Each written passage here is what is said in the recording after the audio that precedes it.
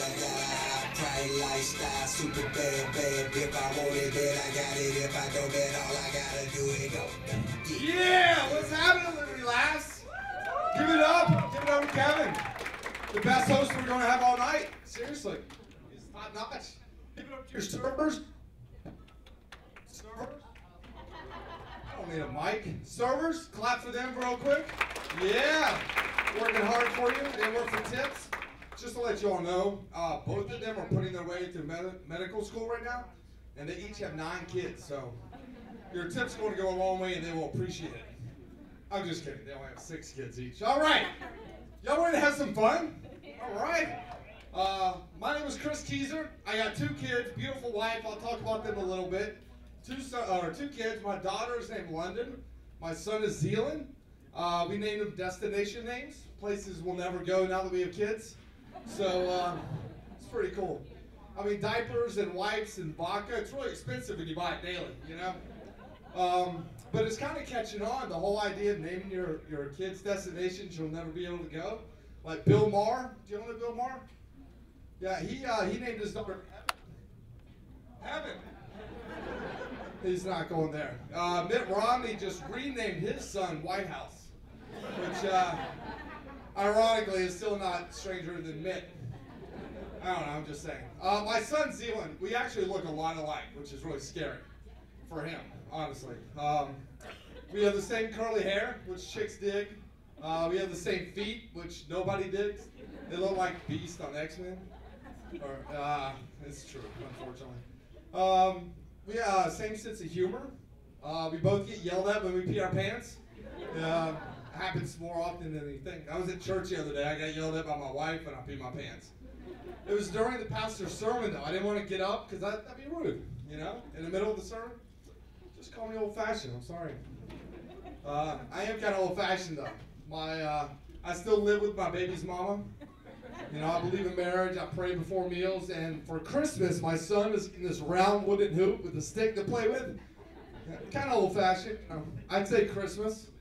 Yeah. If you honestly get offended when someone says Christmas, you should name your child Disney World, because you are so sad you'll never be able to go to the happiest place on earth. Sorry, I love Disney World. Disney just bought Star Wars. Did y'all hear that? That's awesome. I always thought Miley Cyrus would make a good Chewbacca, you know? I'm sorry, that was rude. So I've been married for 5 years, and I've learned 2 things that are very, very important. And guys, take note of this. Number 1 is ambition. You gotta have ambition to make your wife want to stay with you. Women, am I right? Guys gotta have ambition. Yeah. Guys, if you don't know how important it is, I want you to close your eyes and start picturing the perfect woman in your mind, okay? And wherever you rank a nice ass, like 1, 2, or 3, that's where your woman has ambition ranked. That's how important it is. I'm serious. The guys aren't laughing because they just realize, oh shit, I gotta get ambitious. Number 2 is sense of humor. You gotta make your girl laugh, fellas. You gotta make them laugh. If you don't make your girl laugh, you know, it's kind of a deal breaker. Am I right? Unless he's rich, then it doesn't fucking matter. That's true too. For guys though, it doesn't matter if girls have sense of humor because as long as they laugh at our jokes, we don't really care. And but for guys, we do have that kind of deal breaker thing, that if a girl has cankles, that's a deal breaker. 9 times out of 10. Something is wrong with this mic in it. Should I just put this down and yell all night? Holla! Sorry, I don't know where that came from. Excuse me 1 second here. Yeah, this is my first time in 3 years doing comedy. I'm a little nervous. Thanks, buddy. I appreciate. Get this guy a drink. Let me tell you one thing not to do, guys. This is the 2nd worst birthday gift you can ever get your wife, okay? My wife's sitting over there, so she knows what's coming. I'm not going to tell you what it is. I won't let you guess. It comes in a rectangular box. It's pink. It's rechargeable. And it's the 2nd worst gift you could ever get your wife. Can you guess what it is? It's a taser. Seriously. If you were thinking something else, that's the worst gift to get your wife. I learned that 2 years ago. But the taser, you don't want to get your wife a taser. I was like, you know, this is going to be great. She'll be able to be safe when I'm not around. Or, I mean, if I am around, I don't know karate. So I thought it'd be a good thing. She was thinking in her mind that I just went overboard and I am banned from watching Doomsday Preppers ever again. Seriously, I'm not even kidding. But the taser does work, unfortunately. I know, she tased my ass that night. Anyway, Doomsday Preppers. Have y'all seen that show? That show is awesome. I love that show. If you haven't seen it, it's these people preparing for the end of the world, you know. Pretty cool. They say that the society will break down after 9 meals. We're 9 meals away from anarchy. Or in my case, like 9 hours. I get really grumpy if I'm hungry. My wife stores snacks in her purse when we go Christmas shopping, so I don't beat up the mall Santa again. You live and you learn. Doomsday Preppers is awesome. They have these bug out bags. Have you seen, you know, they pack this bag of everything that they'll need if they can only grab one bag and survive in the wilderness for the rest of their life. Like this one guy named Prepper Pete. Prepper Pete, that's his name. It's Crazy Prepper on Twitter. I follow him, whatever.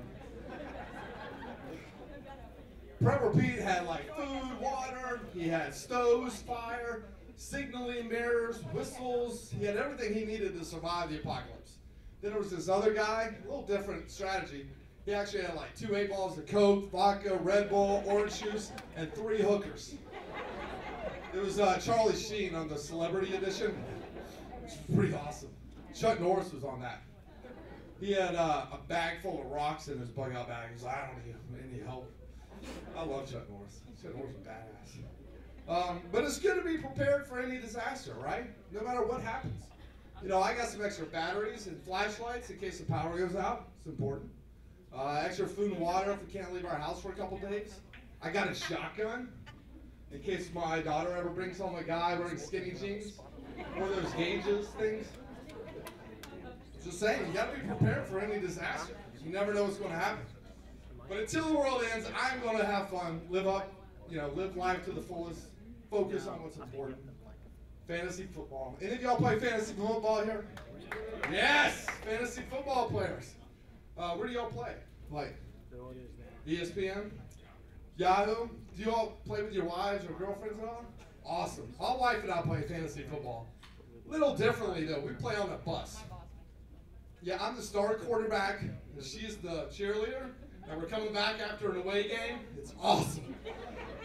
And it makes public transportation that much more interesting. You think I'm kidding? I love it when she plays tight end. I'm just saying. Yeah. She actually, I'm pretty proud of her. She, I can't believe I'm about to say this. She's only taken 1 sack all season. And it was mine!